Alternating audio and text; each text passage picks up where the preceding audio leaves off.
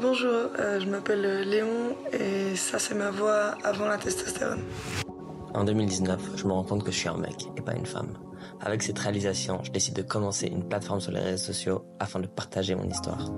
Léon Salin, c'est une des voix de la transidentité en Suisse romande. Parce que lui a manqué de modèles locaux au moment de sa transition, il donne tout pour être une représentation, comme une sorte d'étoile du berger pour les personnes en transition. Aujourd'hui, nous allons où? Shot de testo. Nous allons faire son shot de testo, et ça fait longtemps. Il a été très chiant ces derniers temps. Ok, merci.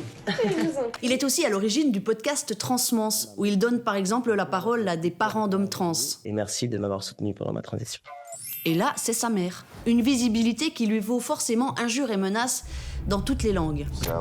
Leon, you fucking freak. Léon, c'est pas le genre à lâcher l'affaire. Même s'il doit de temps en temps s'éloigner des réseaux sociaux pour reprendre des forces, il finit toujours par y revenir. Pour lui, c'est clair. L'inclusion des personnes trans passe par la formation et la déconstruction des stéréotypes. La plupart du temps, quand tu nais avec un pénis, tu te considères et tu ressens comme un homme.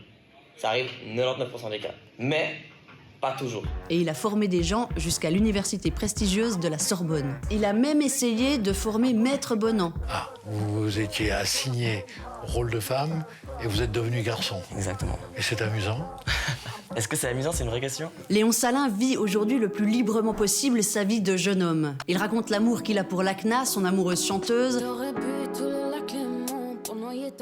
Il étudie la com, alors qu'on se demande bien si c'est pas la com qui devrait l'étudier, tant il semble avoir capté comment transmettre ses idées. Depuis peu, il poursuit sa vie entre la Suisse romande et Paris, et le magazine Têtu vient de l'afficher en une dans toute la France. Il paraîtrait même que Léon Salin a signé avec une grande maison d'édition pour sortir prochainement un roman autobiographique. Léon Salin, toute votre vie pro semble s'être dessinée autour de votre transidentité. Mais dans un monde où on n'aurait plus besoin d'en parler, vous auriez rêvé de faire quel métier ?